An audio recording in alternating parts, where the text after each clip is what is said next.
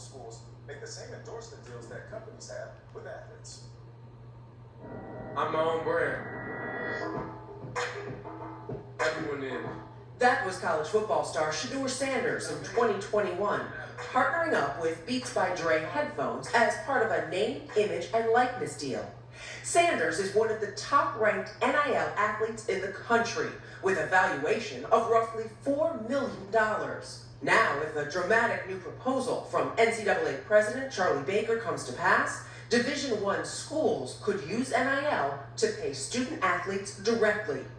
In what would be another monumental change, Baker suggested a new subdivision comprised of institutions with the highest resources, where schools would put at least $30,000 a year into an educational trust for each of at least half of their student athletes. Some estimates say the average total cost would be $6 million per school. There's a lot that they're going to have to work through here. Pat Forty is a senior writer for Sports Illustrated. First of all, the schools have to decide for themselves, are we in on this? But then secondly, who's getting paid? If it's half the students within the athletic department, which half?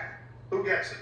Baker's proposal, which would allow subdivision participants to create their own rules for things like roster size, recruitment, and NIL, comes amid longtime speculation that the so-called Power 5 conferences, considered to be the most competitive in Division I athletics, might try to break away from the NCAA to self-govern.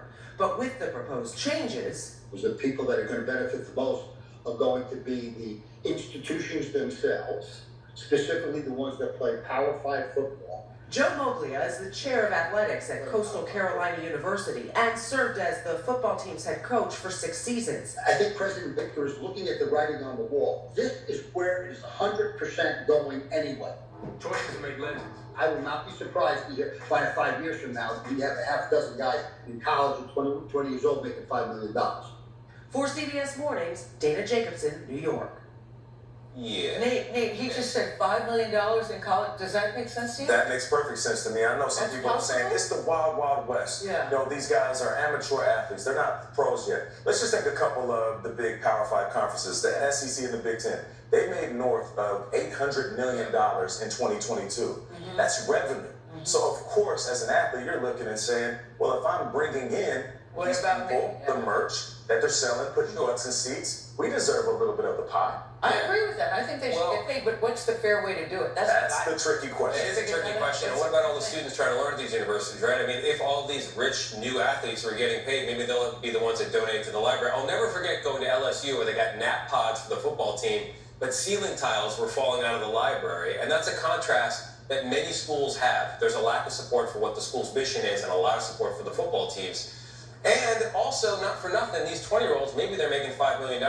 That will last you a long time in life, but maybe not your whole life. Are you going to get that degree? Who's going to support that? How are you going to take care of that money? Who's going to support that part of their mission? And I'm sure mom and dad who are sending their kids there also want the kids to get a degree. Yeah. So these are questions that need to be answered. For sure.